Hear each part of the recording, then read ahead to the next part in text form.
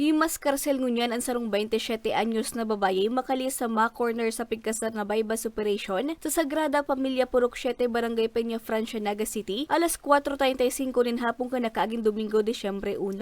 Binisto ang suspect na si alias Jonalyn, residente ka na unang bitan na lugar. Nakuha sa posisyon niya ang 7 hitsal transparent plastic sachet na may laog din pigtutubudan na shabu. Particularly po sa Naga City, takatapos po yung mga nag-aapod ng mga transient lang. Pag may mga bago pong nagre-renta, bagong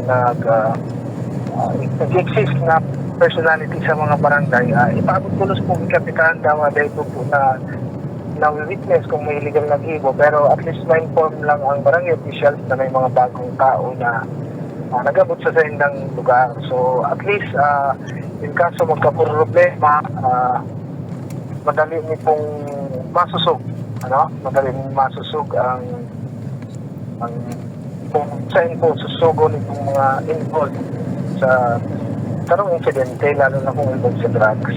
Dahil naman sinasabi na involved sila, pero at least namumonitor po kang PNP ang mga bagong mukha sa lugar pa.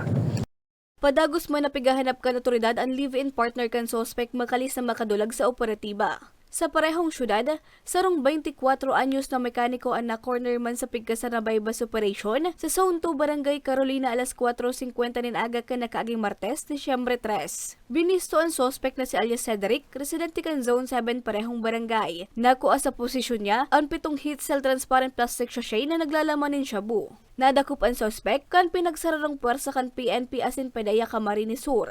Sa ngunyan, nasa kustudiya pa kan Naga City Police Station 4 ang suspect. Para sa mga baratang tatak Bicol, Regine Bue.